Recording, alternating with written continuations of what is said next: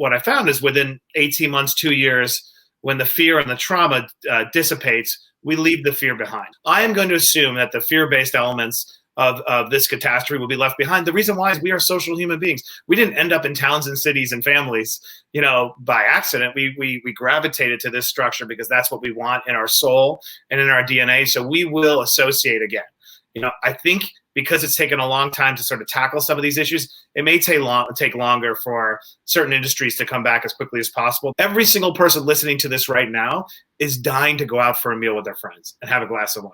Every single person on this right now is dying to travel and go see some beautiful place that their mind wanders to. So as soon as the all clear is issued and we have faith in our government institutions again, we'll leave those fear-based behind. So let's talk about the things I think do change. I think anything where a new optimization has been revealed to us, we will try to hold on to. I was one of those curmudgeon-y, I can't believe I'm saying this, I'm curmudgeon-y at 45, but a curmudgeon-y, like work from home can't be productive. We need to all be in one place.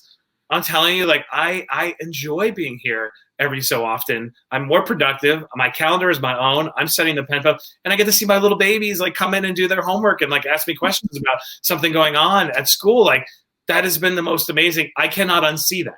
And prior to this crisis, decision makers who ran institutions had never been exposed to the utility of working home at scale, nor did they do Zoom calls. Do you know how many times I've gone on a plane to fly to London for an effing meeting that could have been held on a Zoom, which I wasn't using prior to? The next time somebody tries to get me on a plane, I'm going to do everything I can to resist, to say, let's do a Zoom call. Those are two fundamental shifts. I think the work from home piece, it's not going to be ubiquitous, but will now become a viable option for every company in America, in the land, in the world. And two, the standard for traveling and wear and tear and commuting on your body is about to get a lot higher.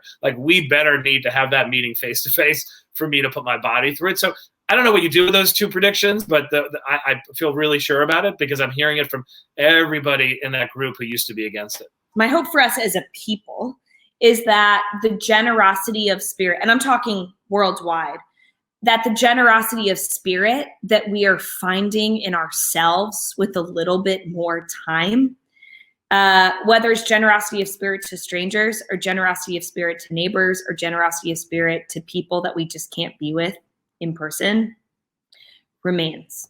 Yeah.